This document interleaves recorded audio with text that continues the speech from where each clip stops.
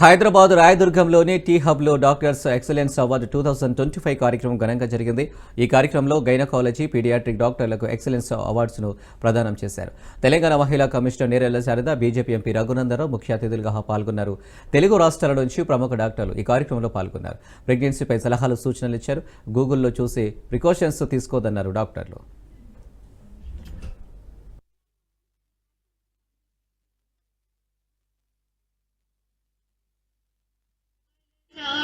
भक्षितं उमासुतं शोकविनाशकारणं Namami Vighneshwar. I have only one kid. At the time we used to have a good plan about the future of this country and we used to encourage so many things.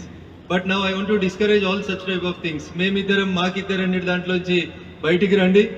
ఈ చిన్న చిన్న కుటుంబాలు, ఇద్దరిద్దరు ఉండడాలు, దీనివల్ల వచ్చేటువంటి psychological pressures, ఇబ్బందులు చాలా వరకు ఇందాక స్టేజ్ మీద మాట్లాడినటువంటి డాక్టర్లు చెప్పిన అనేక సమస్యలకు కారణం ఏంటంటే పొద్దునగానే ఈ డాక్టర్ ఇటుపోతున్నాడు, ఈ డాక్టర్ ఇటుపోతా ఉన్నాడు, మధ్యలో ఉన్న చిన్నోళ్ళు ఏం చేయాలో అర్థం కావట్లేదు.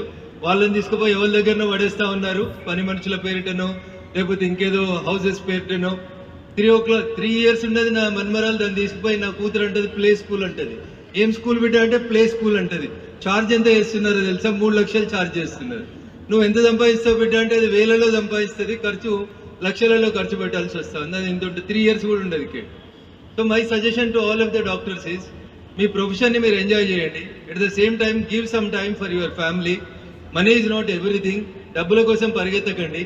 డబ్బులు బాగా వచ్చిన తర్వాత మళ్ళీ జీవితం అంటూ ఏం మిగలదు మీకు. వెనక్కి తిరిగి చూసుకుంటే మళ్ళీ అనేక రకాలైనటువంటి అవస్థలు, ఇబ్బందులు వస్తూ ఉంటాయి. కానీ ఈ మధ్యలో డాక్టర్ల పరిస్థితి కూడా కొంచెం ఇబ్బందికరంగా వచ్చింది. ఎప్పుడన్నా పేషెంట్కి ఏమైనా అనుకోని సంఘటన జరిగితే, హాస్పిటల్లో ఏదైనా జరిగితే 10 నిమిషాల్లో ఇట్లాంటి పెద్ద పెద్ద హాస్పిటల్స్ అన్నీ కూడా ఏముంటలేవు. గ్లాసెస్ అన్ని రోడ్డు మీద ఉంటా ఉన్నాయి, గలాట అవుతుంది, డాక్టర్ల మీద కూడా ఫిజికల్ అటాక్స్ జరుగుతూ ఉన్నాయి. కనిపించే దేవుళ్ళు మీరు. Really admire your position. సొసైటీలో మార్పు అనేది తీసుకురాగలిగిన వ్యక్తులు ఎవరన్నా ఉన్నారంటే ఇద్దరు ఉంటారు. ఒకరు టీచర్, ఇంకొకరు డాక్టర్. వాళ్ళిద్దరు గనక తలుచుకుంటే సొసైటీని ఏ రకంగా అయినటువంటి మార్చేటువంటి అవకాశం ఉంటుంది. కానీ ఆ సొసైటీలో మార్పుని ఏ విధంగా తేవాలి అనేటువంటి ఆలోచన చేయాల్సినటువంటి అవసరం డాక్టర్స్ పైన, టీచర్స్ పైన ఉంటుందనేటువంటి మాట మనం చెప్పక తప్పదు. ఎందుకంటే ఇప్పుడు ఉన్నటువంటి సొసైటీలో సర్వీస్ చేద్దామా లేకపోతే మనం సెటిల్ అవుదామా అనేటువంటి 2 అంశాల మధ్యలో కొట్టుమిట్టాడుతూ ఉన్నది. సో ఉమెన్ కమిషన్ అనేది ఒకటి ఉంది అనేటువంటి విషయము చాలా మందికి రీసెంట్గా తెలిసి వస్తూ ఉంది. కొన్ని అంశాలను, కొన్ని ఇష్యూస్ని సొసైటీలో మాట్లాడడం వల్ల. కాబట్టి నేను చెప్పేది ఒకటే, విమెన్కి డిగ్నిటీ ఉండాలి అంటే ఆ స్టేట్లో ఉన్న, ఆ కంట్రీలో ఉన్నటువంటి ప్రతి మహిళ ఆ కమిషన్ గురించి తెలుసుకోవాల్సినటువంటి అవసరము, బాధ్యత 2 మన పైన ఉన్నాయి. ఒక కమిషన్ ఉంది, మనం అక్కడికి వెళ్దాము, మన సమస్య తీర్చడానికి ఆ కమిషన్కి వెళ్తే తప్పకుండా ఆ సమస్యకి పరిష్కారం దొరుకుతుంది అనేటువంటి ఆలోచన వస్తుంది. ఒక రేప్ జరిగిన తర్వాత వెళ్ళి మనం ఎందుకు పలకరించడము? రేప్ జరగకుండానే చూడాల్సినటువంటి బాధ్యత సొసైటీలో ఉన్న మనందరిపైన లేదా? కొన్నిసార్లు ఏం చెప్తారంటే అలా జరగడానికి కారణము ఆ పిల్లలు లేదా ఆ ఉమెన్ ఆ చిన్న డ్రెస్సులు వేసుకున్నారు, లేకపోతే ఇంకా రకరకాలు. మరి ఒక 1 month బేబీ ఎలా ఉండాలో ఎవరు చెప్పాలి? ఒక 1 month బేబీ పైన ఎందుకు రేపటేం జరుగుతూ ఉన్నది? ఒక 6 months బేబీ పైన ఎందుకు జరుగుతూ ఉన్నది? అంటే సొసైటీలో మార్పులు అనేది ఏ రకంగా వస్తున్నాయి, దానిపైన మనం కాన్సన్ట్రేట్ చేయాల్సినటువంటి అవసరం ఉన్నది.